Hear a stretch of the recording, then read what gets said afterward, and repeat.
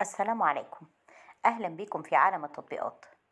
لو أنت مهتم بالجديد والمفيد في عالم التطبيقات، تقدر دلوقتي تشترك في القناة وتفعل الجرس علشان يوصلك مننا كل يوم جديد ومفيد في عالم التطبيقات، ونقدر نشرح لك كل التطبيقات اللي تهمك في حياتك، سواء كانت تطبيقات محلية أو تطبيقات عالمية، زي تطبيقات العقارات، تطبيقات السيارات، التطبيقات اللي بتسرق بياناتك وبتستنزف حساباتك، وكمان تطبيقات التعارف. النهاردة هنتكلم عن تطبيق Where is my train. Where is my train هو تطبيق القطار، واللي بيحدد لك الجدول الزمني وحالة التشغيل المباشر بدون انترنت. التطبيق ده مساحته حوالي 17 ميجا بايت بس، وحجم عمليات التنزيل ليه أكتر من 100 مليون عملية تنزيل، وده بيدل على أهمية التطبيق بالنسبة للمستخدمين، وتقييمه على جوجل عالي جدا، حوالي 4.4 من 10. Where is my train هو تطبيق قطار فريد بيعرض حالة القطار المباشر والجداول الزمنية اللي بيتحرك بيها القطار.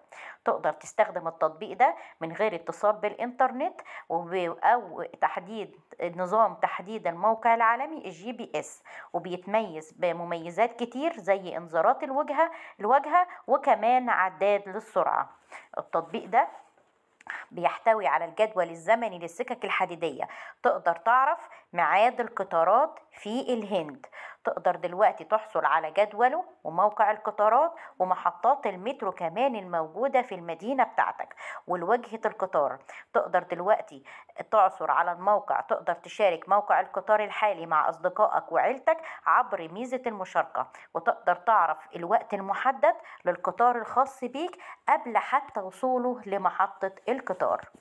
أتمنى أكون وصلت التطبيق ده بشكل سهل وبسيط، وياريت بعد تحميل التطبيق كل واحد يقول رأيه في التعليقات، سواء كانت تعليقات إيجابية أو تعليقات سلبية.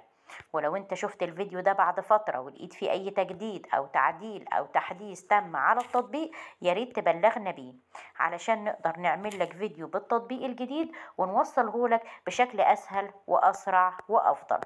دلوقتي اشترك في القناة وفعل الجرس عشان يوصلك مننا كل يوم جديد ومفيد في عالم التطبيقات، أو تواصل معانا على صفحتنا، صفحة مراجع برامج على الفيسبوك. ولو في أي تطبيق محتاج إن احنا نتكلم عنه في القناة، ياريت تكتب لنا اسمه في التعليقات، واحنا في أقرب وقت هنعمل لك فيديو بالتطبيق علشان نقدر نوصل لك كل يوم جديد ومفيد في عالمنا، في عالم التطبيقات. اشترك في القناة وفعل الجرس عشان يوصلك مننا كل يوم جديد.